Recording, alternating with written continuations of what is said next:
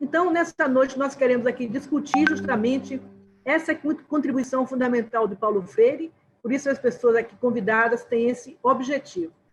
E nós vamos começar ouvindo o Gog, o nosso querido rapper, cantor e escritor, nosso brasiliense querido aqui, que tem nos deixado muito, né? Andando por aí, fazendo a sua arte, mas que também tem um papel importante na cultura do nosso Distrito Federal. Pois não, Gog, é você a palavra. A gente quer estabelecer o seguinte, cada um de vocês tem mais ou menos de 7 a 10 minutos para falar, certo? Para não ficar muito extensivo. Aos 5 anos de idade já estava alfabetizado, mas a gente vivia ali anos 70, né? Então eu sou de 65, fui alfabetizado aos 5 anos, então em 1970 ali eu estava já aprendendo as primeiras palavras. E eu me lembro que era muito distante, muito difícil, né? A realidade das palavras para a realidade da vida. Eu tinha uma certa dificuldade, mas mesmo assim mamãe me formou, alfabetizou com os livros de Cecília Meirelles. Então, as crônicas, né? Isso foi muito importante. Hoje eu sou considerado poeta do rap nacional. Mas o que acontece? Esses anos também foram os anos em que o Brasil tinha o funk, o soul, né? Então, quer dizer, os Vinícius, Evaldo Braga, nós tínhamos ali Lady Zu, nós tínhamos Gerson King Combo, Tony Tornado, toda uma geração black, e eu aprendi ali a minha caminhada, na realidade, quando você vê alfabetizar na rua, eu fui alfabetizado pelos discos, pelos vinis, e também pela trilha sonora que rolava naquele momento, pelos sons, pelas festas. Isso foi muito importante. Hoje, praticamente 40 anos depois, eu não consegui sair disso. Só que o que acontece? Mamãe costuma dizer, Genival, você era o filhote da ditadura. Olha o que ela falava para mim. Porque você nasceu em 1965 e, quer dizer, praticamente um ano depois de instituída, né, a ditadura militar no país. E o que acontece? Mesmo filho de professora, eu passei ali, a minha diretora chamava-se Maria Rosa, e a Maria Rosa era muito fechada, uma diretora muito distante, e toda semana tinha um hino nacional, tinha Fulguras ao Brasil, Florão da América, tinha aquela introdução para a aula, né? E a gente passava por aquele momento ali, só que não tinha senso crítico, né? Não tinha despertar, mesmo eu sendo alfabetizado, eu não era ainda hoje, né, dentro do rap nacional, que é a música negra, eu não tinha afrobetização, faltava exatamente o conhecimento de tudo. E mesmo mamãe professora, uma grande professora, ela não conseguiu trazer isso para mim, ela me trouxe as palavras, mas ela me trouxe a palavra como substantivo e não como verbo. Ela me trouxe, por exemplo, a palavra militar, mas militar era um substantivo, não era um verbo. Eu não entendi o que era militar, como a gente milita hoje, no contraponto a tudo que acontece no Brasil atualmente. E aí, depois de muito tempo, né, vem o rap nacional ali, início dos anos 80, e tudo mudou, tudo mudou. O rap apertou a tecla SAP na minha vida. Eu comecei a traduzir em dia a dia, em periferia, toda uma caminhada. E aquele vovô viu a uva, depois eu descobri que vovô viu a vala. Vovô via mais a vala que a uva. E o rap nascia Paulo Freireano, olha só, traduzindo em dia a dia todo um dialeto, toda uma coisa complicada. Cultura, até ali, era o livro mais alto da estante. A pessoa culta era algo inacessível, né? Os artistas precisavam de ser cultos. A minha música, o rap nacional, quando ele nasce, o rap não era música, porque o hip hop, gente, ele é composto por 4 elementos: o break, o grafite, o rap e o DJ. O rap não era música, o grafite não era arte, o break não era dança e o DJ também não era profissional da música. Então nós éramos uma geração do nada. Então, como acreditar em nós mesmos? Como buscar essa referência para nós, a literatura periférica, a reescritura das histórias, das palavras, né? Sabe, nós aprendemos, por exemplo, que Duque de Caxias era o patrono do Exército Brasileiro. Mas depois, quando a gente começou no senso crítico do hip-hop Paulo Freireano, a gente descobriu, na realidade, eu falo como um cantor de rap independente, que foi, para mim, o maior genocida da história. Então, quando não tinha como resolver, né, a inflamação popular, chamava-se Duque de Caxias. E o que acontece? A gente descobriu também que os livros raramente contam os verdadeiros fatos. Os livros são escritos numa ótica de quem venceu. E tudo isso nos fez revisar por que Paulo Freire foi tão importante para nós, e é importante para nós. É porque a gente descobre que, na realidade, né, a pedagogia do oprimido, quando traz uma discussão, principalmente a pedagogia, mas outras coisas que já vinham sendo traçadas e escritas, elas estremeceram o sistema, aquele sistema que sempre, né, quer manter o seu status quo, quer se manter para além, né, do que se diz um sistema democrático. Ele não quer ter direito, ele quer ter privilégio. E naquele momento em que Paulo Freire traz o senso crítico através da palavra, ele traz a alfabetização com conscientização, e eu acredito que estremeceu mais essa estrutura que estava ali e que amedrontou os militares, principalmente quando é lançado o Mobral. O Mobral é um contraponto, porque o Mobral traz uma leitura quadrada, uma leitura que traz apenas o que tem que ser dito por eles e que eles querem que a gente aprenda, e aquela continua a ser assim, o que Paulo Freire dizia, a educação bancária. Mas eu vendo e revendo as leituras, eu percebo que o que mexeu com a estrutura é porque, naquele momento, as pessoas que não sabiam ler nem escrever não tinham direito ao voto. Então, você imagina, em meados dos anos 60, com toda essa ameaça comunista que eles sempre acham sem entender o que é isso aí, alguém ser alfabetizado com senso crítico, discutir vovô viu a vala e perguntar por que tem a vala. Eu descobri, depois de muito tempo, que jamais existiu um escravo africano, e sim africanos e africanas escravizadas. Eu descobri que, muito mais que encontros culturais, temos que ter a cultura do encontro. Então, tudo isso é o que nos aproxima para dizer que, no país da bola, o que vai decidir o jogo é a bolinha do zóio, sabe? Então, quando você fala na comunidade, fulguras ao Brasil, Florão da América, ninguém entende. Mas quando você fala aqui, a visão já não é tão bela. Brasília, periferia, Santa Maria é o nome dela. Aí, pô, Santa Maria eu conheço. A Santa Maria é a Santinha. Lago Azul, Céu Azul, Pacaembu, Cruzeiro do Sul, Eval, Pedregal, Cidade Ocidental na divisa do estado, Pressa, Passos Largos, vários bairros amontoados, Nova Esperança, Boa Vista, Parque Andorinhas, Alagados, e não é só, Parque Esperança, Núcleo Residencial, DVO, isso sem falar no Parque Estrela d'Alva, Novo Gama, no IP, no Jardim Engai, em Corumbá, aqui lembra o Paranoá, as pessoas, as ruas, sei lá, pode crer, mas só para te lembrar, periferia é periferia em qualquer lugar. Então, Arlete, seria esse conjunto aí, seria a poesia, a prática, sabe, o ressurgimento. Eu nasci, o rap nacional, nós nascemos falando do nosso território, da periferia, mas depois a gente tem que transcender para descobrir, para nos identificar quem somos nós, né? Negros e negras periféricas. E aí é preciso de ter uma hierarquização disso aí, né? Então a gente discute negritude hoje em todos os territórios, e Paulo Freire, certo, foi essa educação libertadora para nós, mas liberdade com possibilidade e direito de fala. É isso que para nós é isso que nos impressiona, né? E é isso que a gente expressa. Muito obrigada, Gog. Bela fala. É sempre muito bom te ouvir, com seu rapper, sempre bem paulo freiriano mesmo, né? Então, muito obrigada pela sua participação aqui conosco. A deputada Érica Cocai também está entrando, mas não entrou ainda direito, né? Eu vou passar a palavra agora ao representante da Secretaria de Educação, Tiago Cortinaz, que é subsecretário de Educação Básica. Com você, Tiago.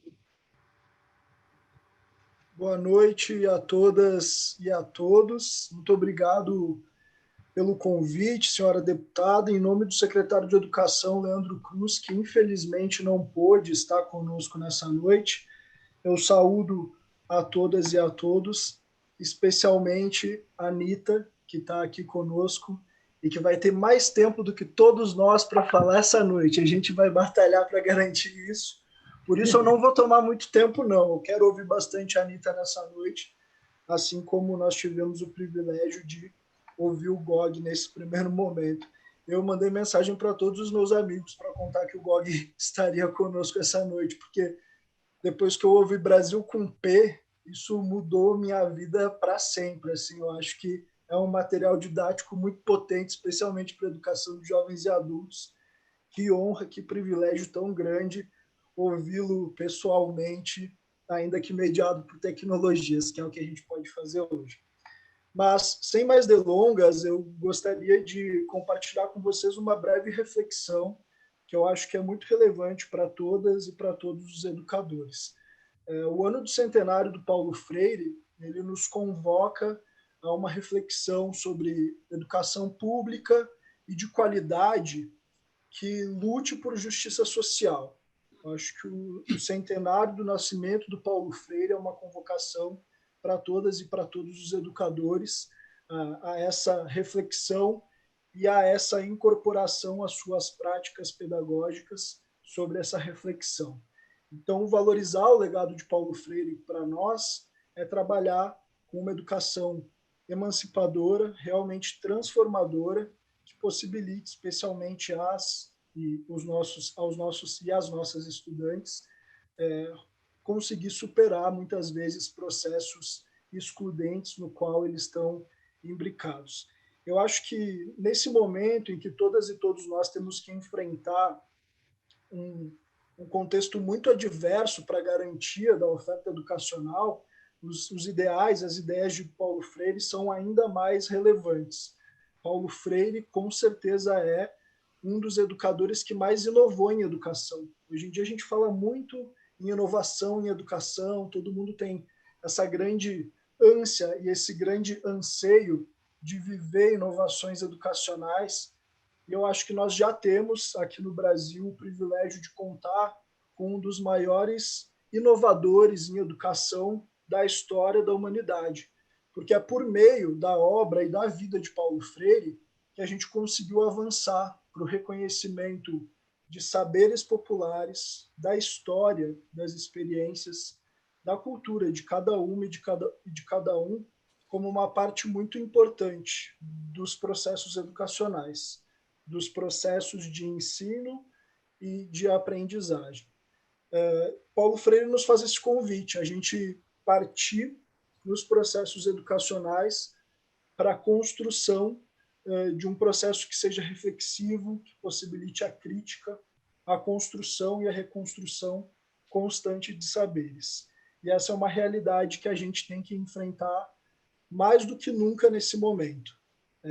A gente precisa trabalhar com uma educação compreensiva mais do que nunca na história do nosso país, sem dúvida nenhuma, e da história da humanidade, porque nesse momento a gente não está tratando tão somente das expectativas de aprendizagem que muitas vezes estão postas para as e para os nossos estudantes, mas sim de um necessário acolhimento, de uma compreensão, de um caminhar juntos, que possibilite para os nossos estudantes terem suas próprias leituras de mundo, diante de todas essas dificuldades, para que pouco a pouco a gente busque transformar as realidades que precisam ser transformadas. Então, acho que o grande legado de Paulo Freire, para todas e para todos, é que a gente não está tratando aqui de uma simples leitura de palavras, de textos, mas a gente está tratando todos os dias com as nossas e com os nossos estudantes de uma leitura de mundo que é necessária a partir do processo educacional. Uma leitura de mundo que, a partir do processo educacional, valorize diferentes saberes, desperte em todas as professoras, professores e estudantes uma capacidade criadora e criativa para superar muitas das dificuldades que estão impostas socialmente e que nos permita construir coletivamente um caminho efetivo para a tão desejada transformação social que a gente tem certeza absoluta que a gente só vai alcançar por meio da educação, por meio de educação pública de qualidade. Então, essa é a reflexão que eu gostaria de compartilhar com todas e com todos essa noite. Agradeço mais uma vez pela oportunidade de compor essa mesa e de aprender muito e sempre com todas e com todos. Muito obrigado, senhor deputado. Muito obrigada, Tiago, pela sua fala, pela sua presença. Agradeço ao secretário Leandro por ter designado você para estar aqui conosco. É muito importante que oficialmente a Secretaria se faça representar nesse ato. Inclusive, quero fazer aqui, sugerir à Secretaria que também promova alguns eventos relativos ao centenário de Paulo Freire. Acho que através da EAP seria muito importante e os professores também participassem de debates como este que nós estamos fazendo aqui. A deputada Érica Tocai, quando quiser falar, se aparece aí, viu, deputado? Nós vamos passar agora a palavra para o representante da Confederação Nacional dos Trabalhadores da Educação, professor Gabriel Magno. Boa noite, obrigado, Arlete. Primeiro, queria parabenizar a iniciativa tão importante como essa, né, no momento que a democracia brasileira, mas a escola pública sofre imensos ataques, né, e sofre ataques, inclusive, daqueles que deveriam protegê-la, que é o poder público, o próprio Estado brasileiro. Queria ressaltar aqui também, em nome das trabalhadoras da educação, a sua combatividade, principalmente hoje na sessão da Comissão de Educação, sessão pública, o belo debate enfrentando mais um retrocesso, que foi a aprovação na comissão aqui da Câmara Legislativa do Distrito Federal de um projeto de lei inconstitucional, mas que ataca a escola pública no seu centro, né, que é o projeto que possibilita a implementação na capital da República do homeschool, da educação domiciliar. Então, saudar mais uma vez. Queria saudar também, em nome de todos que estão compondo a mesa, a nossa querida Nita Freire. Como diz o nosso amigo em comum, o professor Erasto, é a pessoa que detém hoje a maior autoridade e legitimidade intelectual e pessoal para falar da obra e da vida do nosso mestre Paulo Freire. Dizer, Nita, que é uma honra dividir essa mesa com você. E aí, eu queria dizer que, em nome da CNTE, setembro é o mês das Jornadas Latino-Americanas de luta em defesa da educação pública, gratuita, laica e emancipatória, e contra a comercialização e a privatização rumo ao centenário do nascimento do Paulo Freire em 2021. CNTE, junto com organizações, com a Internacional da Educação para a América Latina, a IEAL e outras entidades, tem promovido, durante o mês de setembro, diversas atividades. Nós denunciamos na porta do MEC, agora no mês de setembro, todas as irresponsabilidades desse ministério. Criticamos, inclusive, estamos denunciando e trabalhando no Congresso Nacional contra os cortes orçamentários para a pasta de educação em 2021. Participamos do lançamento da Conferência Nacional Popular em Educação, a CONAP 2022, já que desde o golpe de 2016, com a não convocação por parte do governo federal, da CONAI, a CNTE e outras entidades do movimento educacional brasileiro têm construído a Conferência Nacional Popular e estamos integrando as comemorações internacionais do centenário. Dizer e já fazer o convite de antemão que em setembro do ano que vem estaremos o mundo inteiro reunidos em Recife para celebrar e comemorar, mas lutar também pelo legado de Paulo Freire e manter vivo esse legado em defesa da escola pública. Queria dizer algumas palavras aqui sobre a importância do Paulo Freire. Primeiro, ele dizia, né, e para nós isso nos orienta, que seus grandes desafios em vida era conseguir mudar a cara da escola. E que para mudar a cara da escola era preciso enfrentar tudo aquilo, né, que destruía ou dificultava a boniteza da escola, sejam essas dificuldades materiais, e aí nós estamos discutindo, e é atual, discutir o orçamento para a educação, a regulamentação do Fundeb, as metas do PNS, garantir estrutura material para que as escolas possam mostrar toda a sua boniteza. Mas também as dificuldades de combater as dificuldades organizativas da escola. Por isso também que é fundamental defender a gestão democrática e uma escola que participe, que escute, que interaja com a sua comunidade escolar. e as dificuldades, obviamente, pedagógicas, o debate do currículo. E, nesse momento, se faz muito necessário combater o escola sem partido, combater a militarização das escolas, combater esse projeto que acabou de ser aprovado na comissão aqui no Distrito Federal de educação domiciliar. A escola precisa ser um direito garantido por todos. E nós vimos, na contramão disso, as recentes declarações, tanto do ministro da Educação essa semana e do presidente da República, ignorando completamente esses preceitos, né? Fazendo e destilando profundos ataques a essas conquistas que, obviamente, nós conseguimos ao longo de vários anos, né? Conquistas por democracia, por direitos, e elas estão sendo atacadas. O ministro chegou a dizer, sem o menor pudor, que não é papel do MEC por fim às desigualdades nas escolas, a acesso à internet, lavando as mãos e abandonando milhões de estudantes à própria sorte. Chegou a insinuar e dizer que quem escolhe ser professor é porque não conseguiu fazer outra coisa, e aí sobrou ser professor. Mostra completa falta e uma absoluta ignorância ao tratar de Paulo Freire, patrão da educação, como a Arlete bem citou, e ataca os estudantes, as famílias e seus professores LGBTs, afirmando que professor e estudante LGBT é porque foram de famílias desajustadas. Quando desajustado é esse governo que é homofóbico, que é preconceituoso, que, inclusive, a homofobia no Brasil é crime e ela precisa ser aplicada contra esses que hoje estão no poder e continuam destilando ódio e preconceito. Queria encerrar, para a gente também poder ouvir a Anita, relembrar uma entrevista do Paulo Freire, talvez a última entrevista que ele deu em vida, em abril de 97, que ele se referia à marcha do MST como uma das expressões da importância da organização das marchas, né? A marcha dos que não têm escola, a marcha dos reprovados, a marcha dos que querem amar e não pode. Ele dizia, abre aspas, para o Paulo Freire, eu estou absolutamente feliz por estar vivo ainda e ter acompanhado essa marcha do Sem Terra, que, como outras marchas históricas, revela o ímpeto da vontade amorosa de mudar o mundo.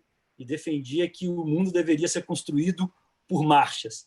E aí eu queria lembrar e dizer aqui, nós temos o movimento feminista de mulheres, a Marcha Mundial de Mulheres, que é um movimento fundamental, que tem como seu lema: seguiremos em marcha até que todas sejamos livres. E é nesse espírito da Marcha Mundial de Mulheres, da vontade do Paulo Freire de marchar, que nós colocamos aqui todos os trabalhadores e as trabalhadoras em educação, uma categoria essencialmente feminina, em marcha, ao lado das lutas do povo brasileiro, por liberdade, por direitos, e nós podemos dizer, Paulo Freire, que nós seguiremos em marcha até que cada brasileiro desse país, que cada brasileira tenha o seu direito garantido de ser livre. Nosso país não aguenta mais tantos desmandos que estão sendo feitos pelo atual presidente da República.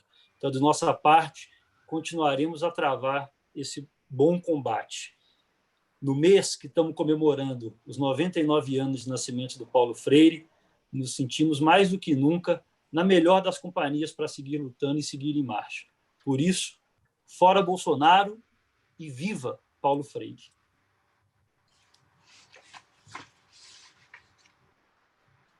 Muito bem, Gabriel. Obrigada pela sua fala. Que também representa certamente o sentimento de inúmeros professores, né, daqueles que conhecem a obra do Paulo Freire, que respeitam essa obra. E, portanto, importante esse relato que você faz do ato previsto para o ano que vem, em Recife, culminando justamente esse período do centenário de Paulo Freire. Espero que todas as entidades possam, nesse espírito de ressaltar a importância e o legado do Paulo Freire, fazer uma série de atividades para justamente contrarrestar essas maluquices que a gente tem ouvido ultimamente, né? Então, quero passar a palavra agora para a nossa querida Rosilene Correia, representando o Sindicato dos Professores do Distrito Federal. Oi, oi. Deixa eu botar mais perto aqui. Bom, boa noite, Arlete. Muito obrigada pelo convite. Agradeço aqui em nome da nossa categoria, em nome da direção do Simpro. Quero cumprimentar minha colega Edileuza, Tiago, Gog, prazer estar aqui com você, Gabriel. E, claro, que a Anitta, é uma honra também estar aqui, compondo a mesma mesa que você, né? É meio que a gente já faz isso, sente isso o tempo todo, nas nossas leituras, nossa prática, como a Arlete disse, a gente procura, sim, não sair da coerência, né? Que era isso que Paulo Freire tanto insistia, que a gente tivesse coerência naquilo que nós falamos, e pessoas públicas têm uma certa tendência, preciso se vigiar constantemente, né, Arlete, para manter essa coerência entre o que a gente fala e o que a gente faz. E então, estar aqui com você, Anitta, é isso, a gente se sente contagiado para manter isso, né? É um ambiente muito, muito, muito, muito bom para a gente nesse momento.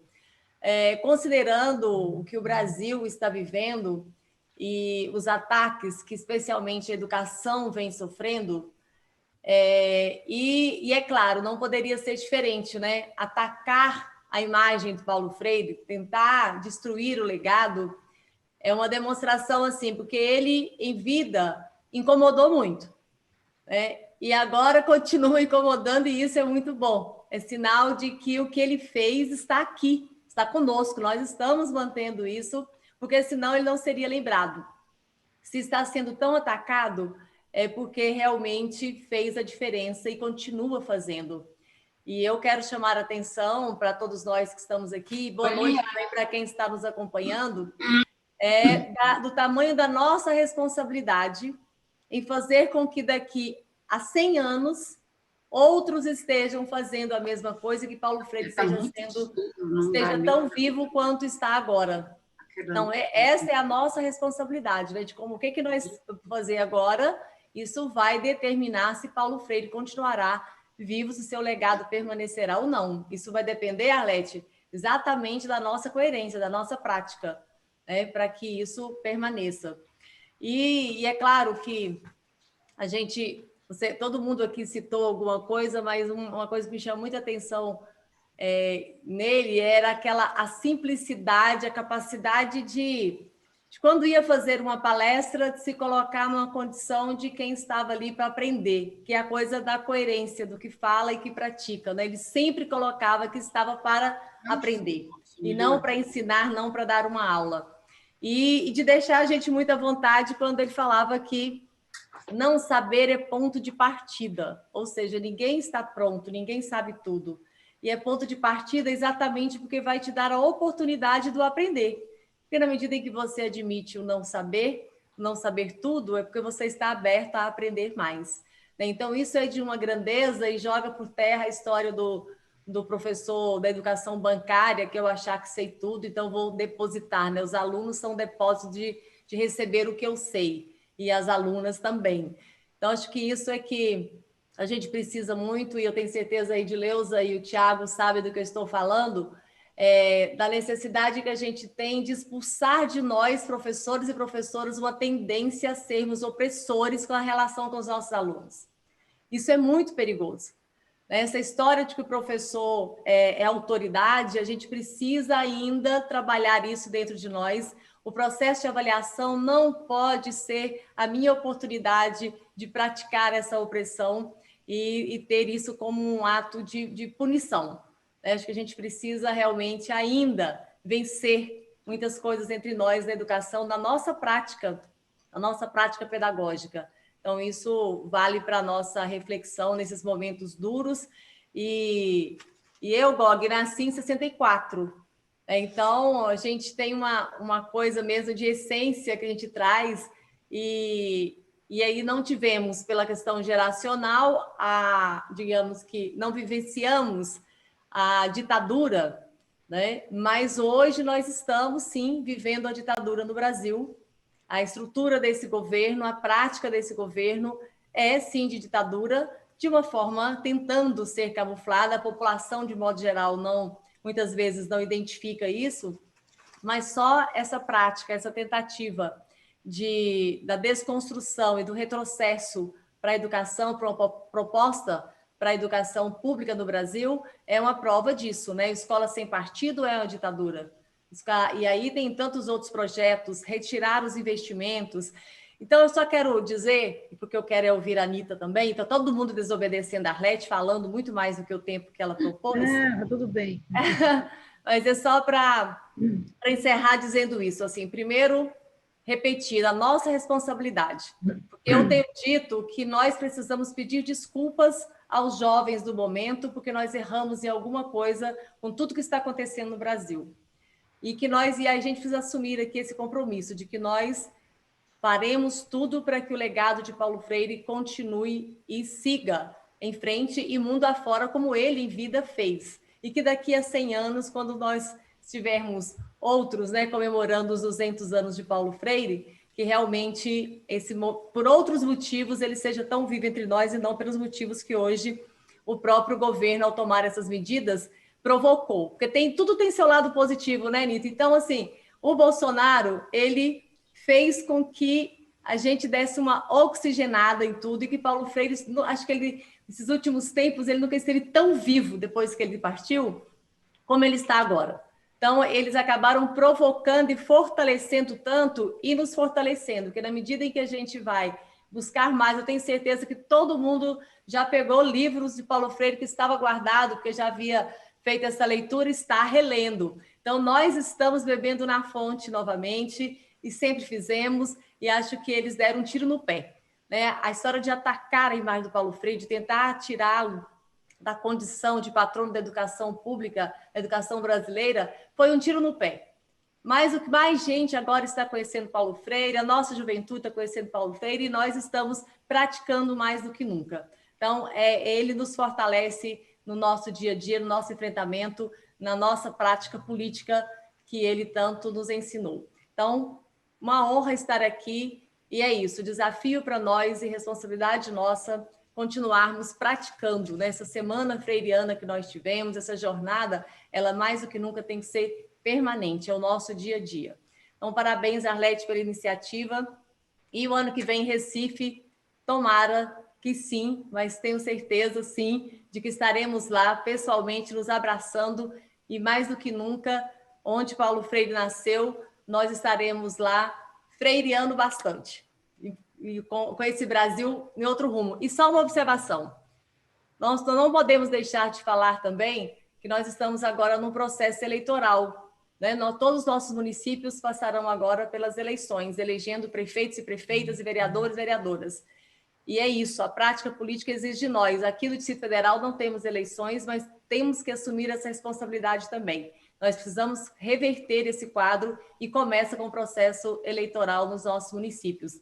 Então, rumo a um Brasil que vai se libertar desse projeto que aí está, que não tem espaço para o povo brasileiro, e eu tenho certeza que todo mundo aqui está empenhado nisso. Muito obrigada, Arlete, um beijo. Obrigada, Rosilene, pela sua fala. Você colocou muito bem esse paradoxo, né? E ao atacar o Paulo Freire, eles mais do que nunca reaviveram todos os seus ensinamentos. Eu me lembro bem, na época da tentativa, do golpe, né, contra a presidenta Dilma Rousseff, e uma das coisas que mais me escandalizou foi ver 2 indivíduos portando uma faixa, abaixo Paulo Freire. Isso, para mim, foi a demonstração cabal da força das ideias do Paulo Freire. Uhum.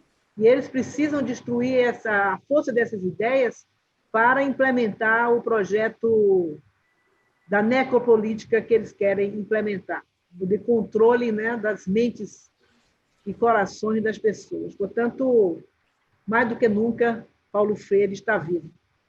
Eu quero passar, então, a palavra agora à nossa querida professora Edileuza Fernandes. Boa noite a todos e a todas. Né? Quero agradecer à deputada Arlete, todo o gabinete pelo convite e também pela iniciativa dessa importante audiência. Cumprimentar o meu companheiro Gabriel Magno, do CNTE, minha amiga e companheira Rosilene, do Simpro, o professor Tiago, subsecretário, GOG, e especialmente, não é, a nossa convidada especial e muito querida, Nita Freire, e a todos que estejam aí nos ouvindo também, não é? Todos e todas que estão conosco. Então, eu quero iniciar minha fala recuperando a década de 1980, né, rapidamente, porque foi um período, eu era adolescente, né, acredito que o Gog, a Rosilene, o Gabriel, né, ainda mais jovem do que nós, o Thiago também, mas foi um período marcado por uma intensa crise, não é, econômica, políticas recessivas, arroxos salariais, desemprego, inflação. Mas eu quero lembrar essa década de 1980, principalmente pelos novos movimentos sociais que foram assim fundamentais, não é, que contribuíram intensamente para o processo de democratização do nosso país. E podemos citar como exemplo desses movimentos sociais as comunidades eclesiais de base, o movimento dos sem terras e as greves operárias do ABC Paulista. Nesse movimento, Paulo Freire teve um protagonismo.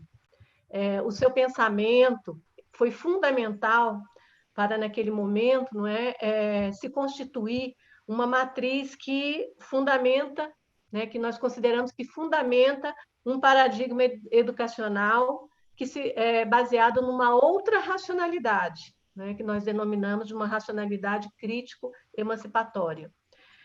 A educação libertadora de Paulo Freire, então, né, pautada na defesa da construção da consciência crítica, que nos possibilite, né, que nos torne capazes de perceber os fios que tecem a realidade social e superar a ideologia da opressão que nós estamos agora vivendo tão fortemente nas nossas vidas, ainda hoje e eu acredito que para sempre será constitutiva da nossa nova forma de ser, estar e pensar o mundo, né? Eu acredito que isso ninguém tira de nós. A partir dessa matriz, né, construída, a partir desse pensamento freiriano, nós fomos capazes de transitar de uma consciência ingênua para uma consciência crítica. O Gog, né, revelou bem isso aí, a partir de uma linguagem musical, né, de interpretação do mundo. E entre recuos e avanços no campo político, nós conseguimos, a partir dessa nova matriz paradigmática, fazer com que a esperança vencesse o medo. Eu me lembro, inclusive, que esse foi um lema, né, Rosilene? Lembra dessa esperança vencer o medo? Na década de 90, 2000, então, a eleição de inúmeros prefeitos, governadores e presidentes da República e presidenta da República, comprometidos com um projeto de Brasil justo e democrático, um projeto para o povo e com o povo, foi revelando que a utopia, como nos ensina Paulo Freire, eu gosto de usar no presente mesmo como nos ensina, não é? Porque ele está vivo, se caracteriza como um modo de estar sendo no mundo, né? Que exige um conhecimento da realidade para conhecer, pois conhecer é possibilidade de projetar, lançar-se adiante, buscar. O homem busca porque não está completamente acabado, por ser inconcluso, por esperar, esperar do verbo esperançar. No entanto, quando nós achávamos que não seria mais possível, o medo, o fascismo vencem a esperança. O golpe de 2016, a eleição de Bolsonaro, são expressões desse movimento recrudescente do conservadorismo que avança cada vez mais no Brasil e no mundo. E como educadora, eu não poderia deixar, não é, de passar incólume aqui nesse momento em que nós rememoramos todo o legado de Paulo Freire e celebramos o nascimento de quem eu sempre denomino o nosso grande mestre, sem, ao mesmo tempo, usar este espaço para expressar, não é, algumas indignações que alguns companheiros já expressaram aqui acerca de alguns projetos conservadores que vão na contramão, né, do ideário, né, do pensamento de Paulo Freire, e que tem afrontado, inclusive, a autonomia pedagógica dos nossos colegas professores. E eu quero trazer, né, resgatar aqui no campo dos professores das universidades, e trazer dois exemplos que me marcaram muito e penso que ele são oportunos nós recuperarmos aqui. Em 21 de setembro, na Universidade del Valle de Colômbia, a professora Edilza Fontes, da Universidade Federal do Pará, estava realizando uma palestra Ditadura Nunca Mais, e a palestra foi invadida por um grupo de bolsonaristas. Em meio aos barulhos, gritos e xingamentos dirigidos à professora, a palestra teve que ser cancelada. No dia 24 de setembro, uma outra companheira nossa, a professora Celita Farel, da Universidade Federal da Bahia, registra na sede da Polícia Civil de Salvador uma queixa formal contra ataques cibernéticos que ela vem sofrendo e outros colegas da universidade durante as aulas online que estão sendo realizadas nesse semestre em função da pandemia. Os invasores interromperam as aulas com imagens de homens armados, como uma forma de expressar uma ameaça, e fotos do presidente Bolsonaro. Esses são alguns dos episódios, marcados por requintes de crueldade, de desrespeito à liberdade e autonomia de cátedra dos professores, que visam silenciá-los neste momento em que nós estamos vivendo. Então, eu penso que, nesse contexto, pensar o rumo ao centenário de nascimento de Paulo Freire exige recuperar algumas questões por Freire e Shaw apresentados no livro Medo e Ousadia, o cotidiano do professor. Algumas questões que ele nos traz. Como os professores se transformam em educadores libertadores? Quais os temores, os riscos e as recompensas da transformação? Como devem os professores e as professoras falar num discurso libertador? Uma classe libertadora tem rigor, autoridade e estrutura? De que modo a educação libertadora se relaciona com a transformação política dentro da sociedade como um todo? E aí, trazendo agora para essa sociedade que nós estamos vivendo. Nessa sociedade, como que esse modo, de que modo essa educação libertadora pode ser mediatizada, mobilizada nesse contexto que nós vivemos? Então, essas questões, eu penso que, ao perspectivar esse rumo ao centenário em 2021, elas podem contribuir para um debate urgente, necessário, orientado pelo legado teórico-prático, a praxis, a pedagogia da praxis, deixada por Paulo Freire. E como ele mesmo diz no livro Pedagogia da Autonomia, se a educação não pode tudo, alguma coisa fundamental a educação pode. E é nisso que nós acreditamos, e é por isso que nós nos organizamos cotidianamente na defesa do legado de Paulo Freire e na defesa de um projeto de sociedade, de educação, que seja de fato emancipatório, que seja transformador. Obrigada, eu também quero ouvir a Anita, minha fala fica por aqui.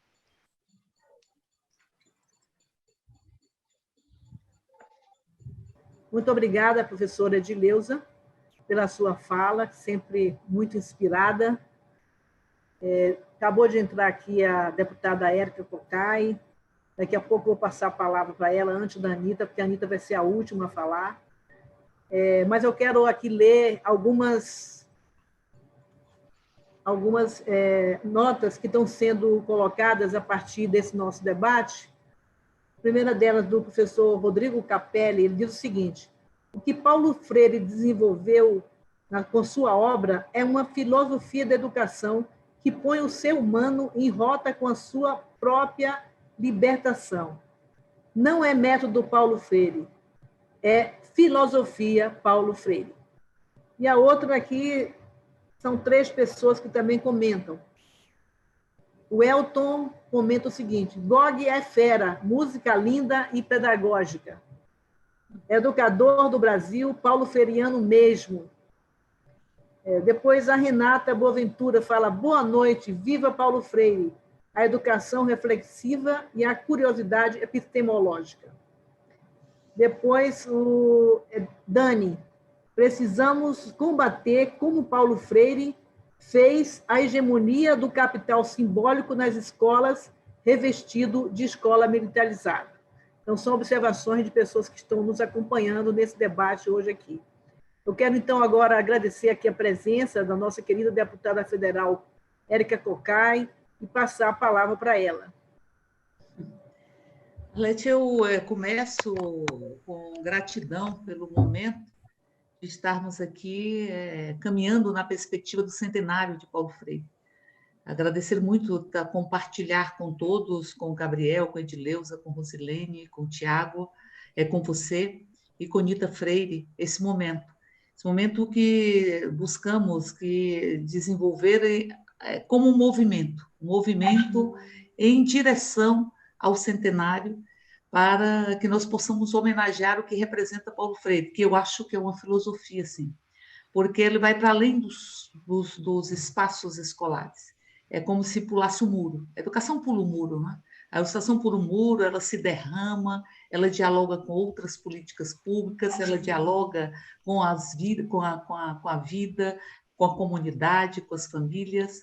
Mas eu fico pensando, portanto, que essa filosofia de dizer ninguém nasce feito, a gente vai se fazendo, e a gente é fruto da trama das nossas relações, e a gente é fruto do chão que a gente pisa, porque dá uma noção de território também, e de lembrar o outro a partir de todos os componentes que nos fazem humanos. É como se fosse a educação brincante, porque o brincar ele vai traduzir o querer, o sentir, o pensar, ele vai traduzir tanta coisa, e essa pedagogia da libertação, ela vem nessa perspectiva. Por isso que a gente fala em esperançar e não em esperar. E por isso que a gente fala em freirear e não em frear. Mas o que me chama muito a atenção é que foi nesse chão muitas vezes sem água, do Nordeste, que Paulo Freire surge. Paulo Freire surge como o fruto de como uma síntese de tantas experiências de liberdade neste Brasil, no Brasil, com quase 400 anos de casas grandes e senzalas, que nasce Paulo Freire, e que nasce com essa doçura da boniteza da vida. Essa doçura que Dom Helder fala, é que muitas vezes o nordestino, o sertanejo e o brasileiro é como a cana, né? Que vai sendo esmagado, mas só sai o doce. Esse doce que tem sido negado por uma política muito pautada no ódio, muito pautada na desconstrução e nas armas, que são os instrumentos dos frágeis e dos fracos, porque não conseguem dialogar com o que representa Paulo Freire, de considerar as realidades. Por isso que eu digo que é uma filosofia de ir arrancando, identificando e arrancando os opressores que tem dentro do corpo dos oprimidos, que tem dentro da fala, do agir e do pensar dos oprimidos, identificar e ir arrancando, e arrancando. E, ao mesmo tempo, este movimento destruir a vida considerando a inteireza de todas as pessoas, porque Paulo Freire considera a inteireza, os saberes que são negados, enfim, os gostos, os saberes, as expressões que muitas vezes são negados e que ele recorta e que considera. Então, faz da educação e das nossas relações um trançar, uma troca. Por isso que é tão nefasta a escola sem partido ou mesmo a educação familiar, porque ela representa arrancar o menino e a menina de um espaço onde ele vai lidar com a diversidade que eles querem negar, porque querem uma sociedade, dizia Nando Reis, e eu acho que ele tem razão, que a gente quer todas as cores, e a gente vê muito a fumaça, e a cor cinza, não é? A Marx também falava sobre isso. A cor cinza, que é a cor da fumaça, porque ela é literal a cor cinza hoje nesse país, da fumaça das matas que ardem nessa nação, mas, ao mesmo tempo, essa nebulosidade que querem impor a diversidade e a boniteza que cada ser humano carrega. Por isso eu diria que Paulo Freire nos ensinou muito e nos ensina todos os dias, como disse Edileuza, nos ensina todos os dias, nos ensina. Em um momento muito duro da história brasileira, onde você vê os pedaços tão vivos de períodos passados, seja da ditadura, do colonialismo ou da própria escravidão, tão presentes na nossa contemporaneidade e tão avivados por uma lógica de ódio e uma lógica de impedir que o outro entre na sua inteireza, expresse a sua inteireza e possa, enfim, desenvolver uma consciência crítica. Por isso a educação está sendo tão atacada nesse país. E é por isso que, quando eles pensam na renda básica, eles querem tirar do Fundeb, Então, por isso que eles pensam que é preciso calar a própria educação com essa retirada de recursos da educação, porque sabem que o Brasil tem uma verve e o Brasil tem a marca de Paulo Freire em todos os cantos desse país. Ainda que as escolas possam reproduzir uma educação que, em verdade, não é educação, mas uma transmissão de saber, como se menino e menina fossem receptáculos vazios e fossem engolindo o que é transmitido hierarquicamente, mas nós sabemos que Paulo Freire está em todos os lugares desse país, em todos os lugares. Em todos os lugares tem o freirear, e em todos os lugares tem o esperançar. E em todos os lugares tem aqueles educadores e educadoras que vão puxando os fios que estão embaixo dos escombros de uma sociedade com tantas discriminações e desigualdades e vão apostando no novo amanhã. Porque esperançar, diz Paulo Freire, e é com isso que eu me calo, não é esperar. Esperançar é fazer o novo, esperançar é se indignar, esperançar é construir, esperançar, que é o que nós precisamos neste momento no Brasil. Nós precisamos de dois verbos, freirear e esperançar, para nunca negar a realidade do outro. Os fascistas negam. Os fascistas negam a empatia, como também os psicopatas negam a empatia. Não tem empatia, mas é preciso sempre considerar a realidade do outro. Eu aprendi a ler com o vovô viu a uva. Paulo Freire fala, e aí, eu nunca tinha comido uma uva na minha vida. E era o vovô viu a uva. E cadê a minha realçar? E cadê a minha vida, que não tinha espaço para entrar dentro da escola? E que Paulo Freire abre a escola e faz com que a educação pule os muros e vá se derramando pelo conjunto da sociedade. Por isso, viva Paulo Freire e que nós façamos inúmeros movimentos na perspectiva de estarmos rumo ao centenário para dizer que Paulo Freire vive e cada vez mais é fundamental para que nós possamos enfrentar um momento tão duro, tão duro, tão duro que nós estamos vivenciando. Parabéns, deputada Arlete, parabéns a todas e todos, parabéns, Dita Freire, parabéns, Paulo Freire. Eu lembro que ele dizia, bom, a gente pode ensinar até debaixo de uma árvore, né? E a gente ensina debaixo de uma árvore, porque a relação é a coisa mais importante no processo de educação, uma educação libertadora e não a educação bancária. Muito obrigada, deputada Érica Cocai, por sua fala, pela sua presença aqui na nossa audiência. Vou passar a palavra para a Anita Freire, mas antes eu quero contar rapidamente uma história, bem rapidinho. Em 1997, eu era vice-governadora do Distrito Federal, com Cristóvão Buarque, nosso governador. Nós convidamos Paulo Freire e Nita para participarem do lançamento de um programa chamado ProAlfa, que era um trabalho de alfabetização, um programa de alfabetização. E fizemos esse lançamento lá na Ceilândia, e eu que fui representar o governo nesse evento. Depois nós saímos para conversar, para jantar, e conversamos bastante. E eu cheguei em casa encantada, porque eu conhecia Paulo Freire dos livros.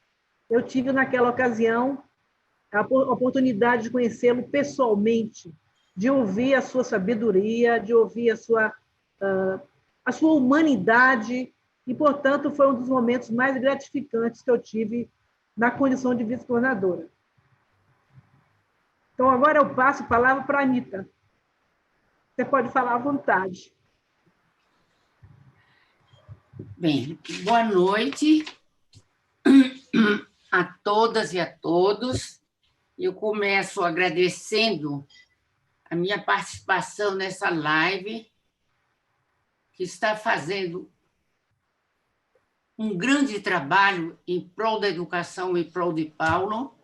Começo agradecendo a você, deputada, e a Ivana e ao Erasto, que foram os intermediários, amigos meus, freirianos, e que são fortes baluartes de uma democracia, da construção de uma democracia no Brasil.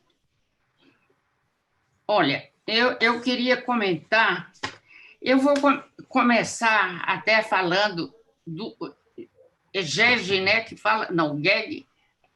Gog. Hein? Gog. Gog, desculpa. Gog. Não é E, é O. Gog, desculpa. Eu ouvi uma entrevista sua há uns dias passados e o entrevistador perguntou assim: mas essa sua dança, essa sua música, isso tem origem nos Estados Unidos, veio de lá para cá? Aí você disse: o que é isso, rapaz? Isso aqui é Paulo Freire puro, é Paulo Freire. Eu realmente fiquei muito emocionada. E vi você dizer uma coisa, ouvi você dizer uma coisa, vi você dizer uma coisa que nem sempre está presente na linguagem de todo mundo, na linguagem diária. É que você constatou e você colocou como um dado de realidade, impregnando a natureza do brasileiro, a sociedade brasileira, eu digo, no caldo do que Paulo veio fazendo desde 1950. Entende? Quer dizer, Paulo Freire não fez método, e fez até, está dentro de uma teoria filosófica, antropológica e política de educação. E você percebeu isso e colocou muito bonitamente na sua entrevista. Eu achei uma coisa assim absolutamente fantástica. É isso que a gente precisa ver. Quer dizer, a dança, a música, é aquilo que Paulo veio falando, e que está da diferença entre natureza e cultura, que era a maneira mais fácil, mais eficiente, mais correta de alertar as camadas populares para a participação deles na sociedade, que eles fazem também, porque eles fazem a cultura, e que não existe cultura superior ou inferior, culta e inculta. Existem culturas diferentes. Então, eu fiquei muito contente de conhecê-lo hoje aqui. Foi um dado que eu não gostaria de omitir, né? Eu acho que todos vocês disseram coisas assim muito importantes, sabe? E a Érica falou nessa questão do esperançar. Paulo falou isso, já fez 22 anos que Paulo morreu. E agora é que a sociedade está despertando para essa diferença entre esperança e esperançar. Vocês vejam como, às vezes, Paulo se antecipava tanto ao tempo e que só muito depois é que a sociedade, vamos dizer, descobre, não é descobre, Paulo não gostava, desvela como uma coisa importante. A esperança é uma coisa, é um substantivo. A esperança é uma coisa que não tem mobilidade. E quando Paulo diz esperançar, ele substitui o substantivo por um verbo, e o verbo indica ação.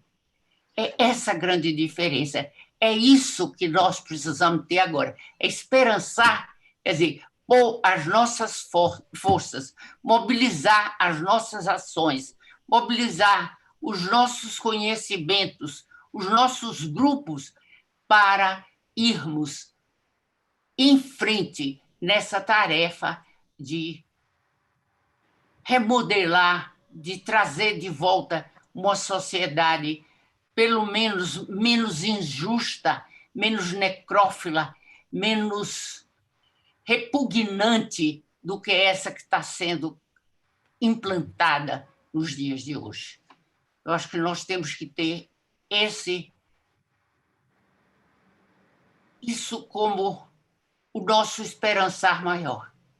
É que a nossa luta pode destroçar e pode tirar esse homem do poder.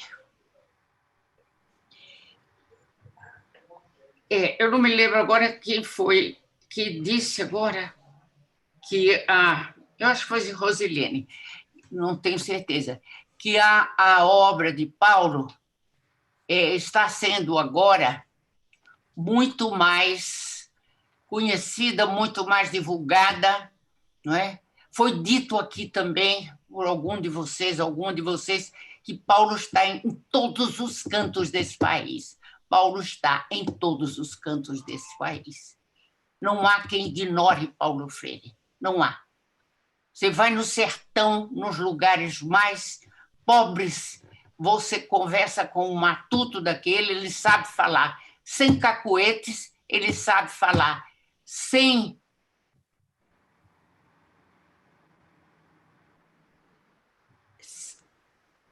Ele sabe falar sem obedecer ao ritmo do que se fala, e ele sabe falar. Quem é Paulo Freire? Ele sabe aprender a literatura de cordel, a princípio, e depois as rádios, a televisão, os professores. Hoje em dia, as lives, tem muita gente que assiste live, então está divulgando, todos esses movimentos estão divulgando a presença de Paulo Freire no mundo. Eu só diria uma coisa, eu acho que foi até o Tiago que disse assim: Paulo é um dos educadores importantes do século passado. Aí eu vou dizer, Paulo não é o educador importante. Paulo é o educador mais importante da história da humanidade. Nós não podemos fazer por menos, dizer, Paulo foi muito importante no século passado. Não, Paulo é importante neste século. Quando eu estive, uma vez, na cidade do México, lançando a Pedagogia da Tolerância em espanhol, o professor Henrique Dussel faz a filosofia do oprimido, ficou muito zangado, porque o editor do México colocou assim, um dos educadores importantes, aí ele disse, por favor, não publique na segunda edição, Paulo é um educador importante. Paulo é o educador mais importante, e eu assino, tenho certeza, que no século XXI não terá nenhum homem, nem nenhuma mulher que o possa sobrepujar. Quer dizer, as ideias de Paulo foram tão fincadas, tão enraizadas na sua realidade, na realidade histórica, na realidade epistemológica, na radicalidade de sentimentos e de emoções, e isso explica a sua perenidade. Quer dizer, quanto mais você se enraiza numa situação, num problema, e leva adiante esse problema com afinco, mais você tem chances de perpetuá-lo por muitos e muitos anos. Esses dias, em algumas lives, eu vi várias pessoas dizerem Paulo foi um gênio. Uma vez eu disse, Paulo, isso é de uma genialidade incrível. Você é um gênio. Ele dizia, Nitinha. Ele me chamava Nita, mas nessas ocasiões dizia, Nitinha, menos Nitinha, não diga isso, não. Não diga isso, eu não sou gênio. Gênio fica para Einstein e outros aí que estão trabalhando no mundo. Não, eu faço algumas coisas pela educação. Essa humildade de Paulo é também uma das razões da sua perenidade. Porque quando uma pessoa se enche de empáfia, como esse presidente, contando as glórias dele, do que ele é, do que ele faz, do que ele manda. E com tanta empáfia, eles abrem a oportunidade de ser um homem perseguido, não querido, não aceito,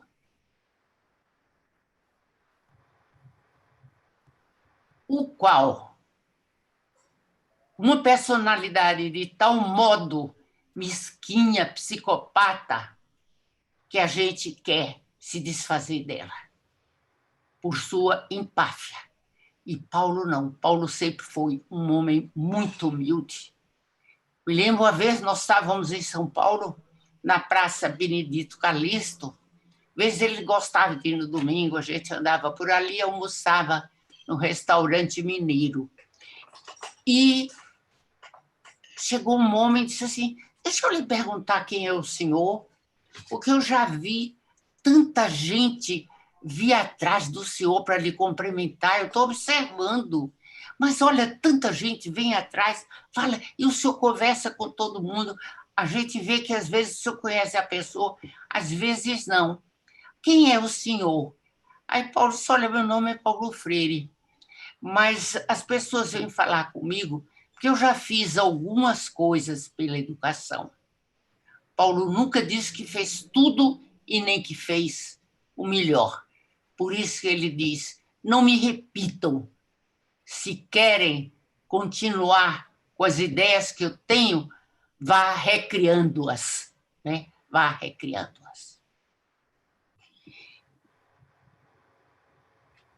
Eu acho que vocês me disseram, olha, fala um pouco dessa vida particular, né? Dessa vida privada que eu tive com o Paulo. Eu digo sempre que não foi. Tem gente que diz, você teve sorte, que privilégio. Eu digo, não, gente, foi muito mais que isso. Eu acho que foi um dom, uma graça que Deus me deu. Porque você dividir os seus dias e noites, ininterruptamente, quase, por 10 anos, é ter uma felicidade, é ser escolhida por Deus para poder viver isso tudo. Eu digo isso com humildade, não digo assim, arrogante. Eu sou a melhor. Quer dizer, eu fui a melhor para Paulo, quer dizer, é história de paixão. Porque até eu conheci Paulo, eu tinha 5 anos de idade. Ele estudou no colégio do meu pai. E uma vez uma pessoa perguntou, Paulo, você casou com Nita por causa de gratidão ao pai dela? Aí Paulo disse, olha, eu acho que não foi bem assim. Tem pessoas que casam por gratidão. Eu não condeno quem faz isso, mas no meu caso não foi, não. Eu tive realmente paixão por Rita. Eu tenho paixão por ela. Então, é isso, quer dizer, eu vivi tempos inimagináveis na minha vida. Inimagináveis. Paulo era um homem que nunca reclamava se alguma coisa saía errada. Vocês imaginam, eu estou com o Paulo na Europa e estávamos na Suíça, tinha tido um trabalho em Londres e na Escócia, e depois nós fomos passar 2, 3 dias lá onde moram 2 filhos dele. Eu estou andando na rua com ele. Aí eu digo, Paulo, eu acho que a nossa viagem para o Brasil é hoje, Paulo. Gente, que ele não gostava dessa coisa burocrática que tomava conta. Aí ele disse, vamos voltar para casa. Chegamos em casa, eu disse, pois é. Aí telefonou a companhia, a British, identificou quem era ele e disse, olha, professor, o senhor não consegue mais chegar aqui hoje, nós lhe damos uma passagem para amanhã. Aí Paulo disse, olha, eu te agradeço muito, mas eu tenho que voltar hoje para o Brasil, porque o Miles Horton, um sujeito maravilhoso, que escreveu um livro com Paulo, O Caminho se Faz Caminhando, chegaria no outro dia de manhã cedo. E Paulo queria que coincidisse a chegada, porque ele ia ficar na nossa casa. Imediatamente ele telefonou, ainda era o tempo da Varig, e comprou 2 bilhetes aéreos. Paulo nunca me disse: Nita, você se distraiu, mas eu tive o prejuízo de pagar 2 passagens da Europa para o Brasil, porque você não prestou atenção no que estava fazendo. Nunca, nunca ele me censurou por alguma coisa, não é? Que fosse isso, ou que foi um prejuízo em dinheiro grande, mas ele nunca me censurou pelas coisas que eu deixei escapar, nunca. Então, é muito difícil um homem assim. Paulo chegava e ele dizia assim, às vezes eu estava na cozinha no domingo, ele chegava e dizia assim, como um menino. Paulo era um menino, gente. Ele era um menino. Ele chegava e dizia assim, olha, você depois vai olhar lá, eu forrei a nossa cama, tá? Você vai ver se está bem forrada a cama. Eu não gosto de mentir, eu não mentia para Paulo, mas nessa ocasião, Arlete, eu tinha que mentir. Como era que eu ia dizer para ele que a cama estava mal forrada? Eu não podia dizer. Eu tinha que dizer, está ótima, meu amor, está ótima, está muito boa. Né? Aí ele dizia assim, o que tu queres que façamos juntos hoje? Não é? Quer dizer, ele se disponibilizava totalmente a mim. Ele se abria, ele dizia, minha alegria é fazer os desejos de minha mulher. Você sabe que há uns dias atrás, um tempo atrás, eu vi o Tarcísio Meira numa reportagem e perguntaram qual era o segredo dele estar casado, parece que há mais de 50 anos. Ele disse, não tem segredo. É porque eu sempre faço. Eu pergunto o que a minha mulher quer e eu faço.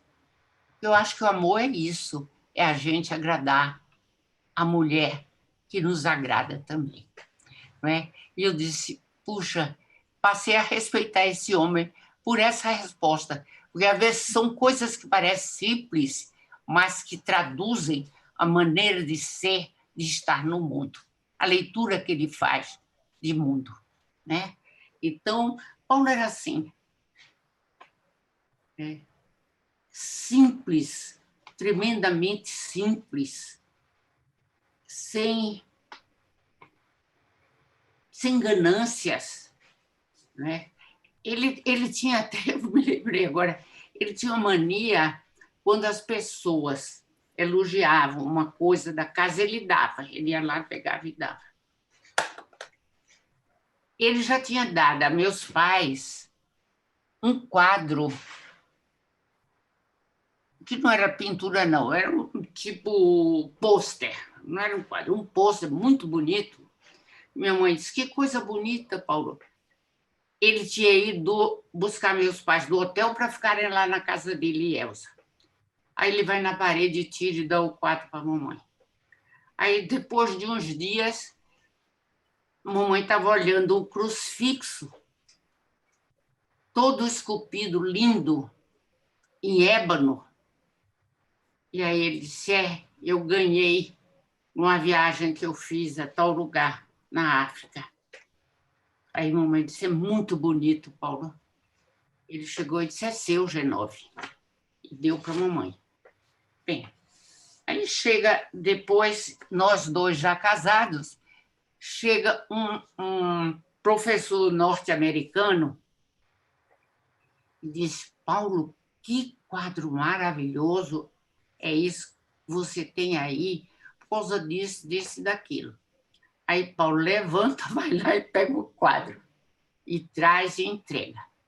E o professor ficou muito embaraçado. Ele disse, não, Paulo, pelo amor de Deus, eu não posso receber, eu não quero receber. Não faça isso, não faça isso. Aí Paulo levou o quadro e botou na parede. Quando o homem foi embora, eu disse, olha, Paulo, eu vou te contar uma coisa, eu vou te dizer uma coisa. Não fica mais com essa história, é bonito, eu vou levar.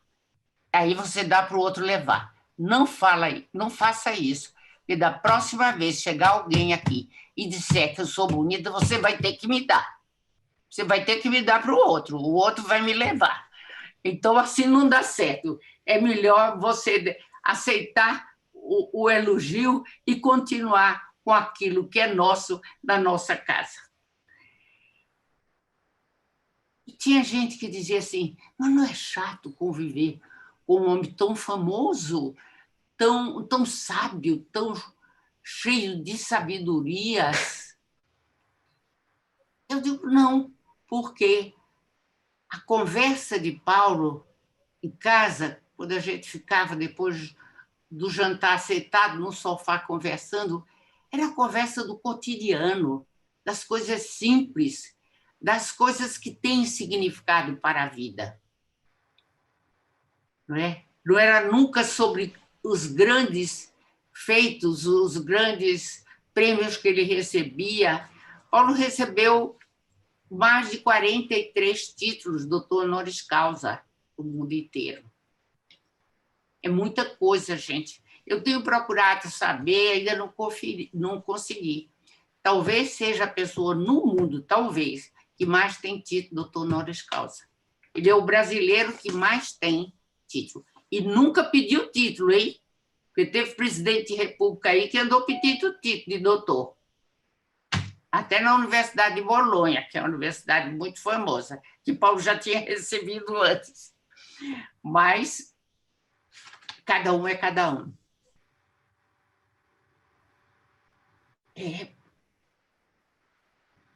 Paulo me chamava sempre para sentar junto dele, quando ele fazia uma conferência, estava num debate.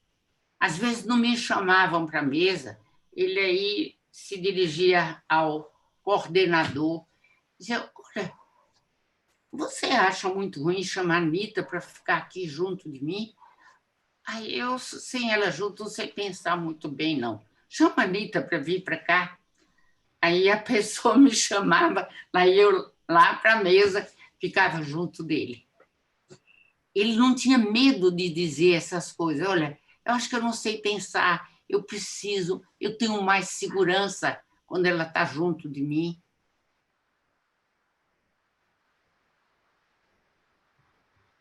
Os grandes, ou os que se acham grandes, não dizem isso. Eu preciso da minha mulher junto para ela me dar segurança. Quem já viu uma coisa dessas? E Paulo dizia, e nunca isso representou alguma coisa negativa para ele. Por quê? Porque ele sabia como dizer. Ele tinha um respeito enorme ao seu auditório, a ele mesmo e a mim. Então, ele sabia como dizer as coisas sem ofender, sem diminuir e sem diminuir-se. Por fim, eu quero dizer que se fala, eu mesmo já falei, que as grandes qualidades de Paulo são a coerência que foi falada aqui por várias pessoas, a coerência, tolerância, e Paulo dizia tolerância, dizer eu tolero o outro, quer dizer, não aguento, estou por aqui, mas aguento. Não é. É você se colocar sempre na posição de aceitar o diferente de você, porque você aprende com o diferente. Agora, nunca colocar a seu lado o antagônico. Ele dizia naquele tempo, por exemplo, eu não quero discutir com Paulo Maluf, porque ele é um antagônico meu. Você imagine hoje quantos antagônicos ele teria, né? Seria uma lista enorme de antagônicos. Então, ele era de uma generosidade enorme, enorme. Paulo nunca foi desses pensadores que escondiam, como se diz, o pulo do gato, onde não conta como é. E Paulo era aberto. Ele dizia as coisas todas, como ele pensava, por que ele pensava, como ele dizia, como ele escrevia. Então, ele não escondia o seu saber de ninguém. Ele queria que mais pessoas soubessem o seu saber e que até o pudessem superar. Agora, a capacidade de amar de Paulo é uma das coisas assim que mais me impressionou, porque tudo isso que Paulo fez, que nós constatamos, que nós valorizamos, que nós nos orgulhamos dele, foi por essa capacidade imensa de amar. Paulo dizia: Nita, eu amo todas as pessoas, de qualquer raça, de qualquer etnia, de qualquer país.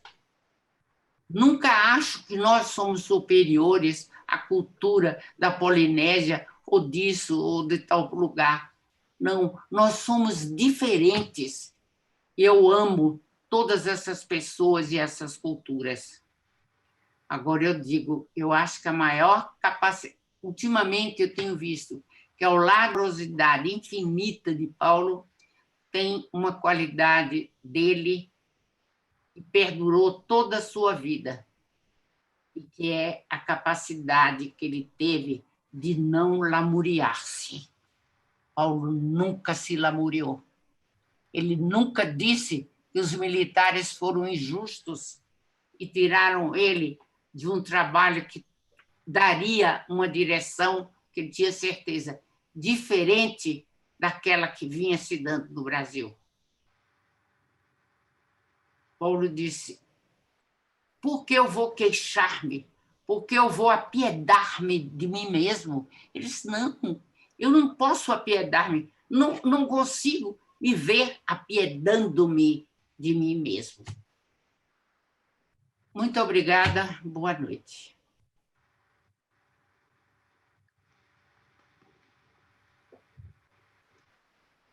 Muito obrigada, Anita, pela sua fala, pelo seu depoimento tão rico, né? E também tão pessoal da sua vivência com Paulo Freire.